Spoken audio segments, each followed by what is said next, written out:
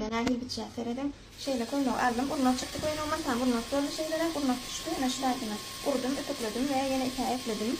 İki ekler sonundan şeyle koltuğumu golü ölçüyatını şunyalar ağırlıktan şu golü şu tane ölçüyat, nahil ölçüyat ona da azıcık giyimler edip ölçüyat. Şunu ölçü alamızda men hazır görküden ölçü alınışında şuna göre biçilişine şeyler azıcık ölçüyat. Men özümü ölçende şeyle çala giyimler edip ölçende 38 yaş tayım şeyle. Şu cağı diyeyim çekin 38. İnni 38 bolsa nahile kolur. Bana özüme yeni bir çayı neredeydi? 38 2 bölsek 19 oluyor. 19 belli yer. Ve şu 19'da 6 cm zapas koşuyor.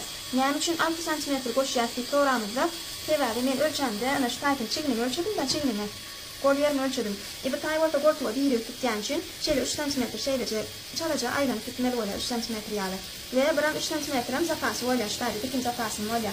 İnni yukarıdan aşağı neçe alyan? Yukarıdan aşağı bolsa 15 cm ölçüyen şeyle 15 cm 6 cm zapas koşan yerim bilen şeyle biriktirgen. Çünkü birleyen ve şu şeyle uçuşlar çıdyan men şeyle biriktir çıdyan.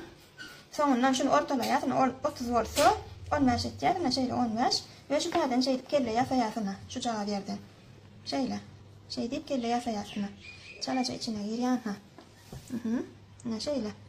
Şeyle yasadık kellesine şeylerak görmüştü yasadık şeylerak inni bundan aşağı yenginin boyu ve yenginin ağzından çelak edesini gelse kloş edesini gelse 18 cm tayin 18 cm olsa yaman koca kloş öyle 36 cm öyle inni men hadır mankayını nahil etmeli yenginin naşına göre etken 20 ölçeğin baka şeyle son naşına göre inçel dayan seyredin şeylece çıdyan inni men şu tayini 19 edin 19 da şu tayin men 38'de de 19 ve 19'dan birazcık bir santimetre azıcık ağırrakta bolana da bolana şu tay. Bu tay olsa şu yer olsa 6 santimetre koşanluğuma sebeple şeydi aylanı hiç koltuğuna girip yeni bir koltuğa giriyadi oturuyor şu tay.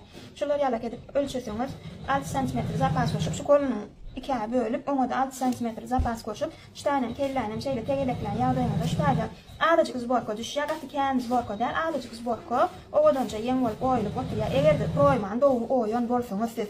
İnni kiçi çağalarda nahilek edip yeni bir çerkak deyip soruyorlar. Kiçi çağalarda da şolar yale. Nadir gorkoda men size kiçi çağalar. Ana bu tarafına gorkoda. Ne kiçi çağa şey? Şunu ştası 26 cm oluyor şun kolu. 26 cm oldu. Şunu yeni nahilek biçerdim ben. 26 2 öyle sonra 13 oluyor. 13 cm de 5 cm zapas hoşyas. Ne şun altı hoşmadı kiçi çağa 5 cm zapasam bolya. Eğer de zborkosunu köprak islefen altı hoşmanı. No köprak edelim 6 cm zapas hoştu. Ve inni şundan aşağı menyan ululadı 15 düştü mü aşağı. Kiçi olan sebeple çağda 13 cm düştü ve bolya 13 cm düştü. Zborkoda köprak isle yatsaydık da 6 cm boştu. İnni şu çunku bilen şu çunku biriktiriyoruz. Yine de şeyle biriktiriyoruz ve şunu ölçek bilen ortalay yanına şeyle kellecik yasayatına şundan şeyler agedip kelle yasayatına şu tabi şeyler agedip yasayat.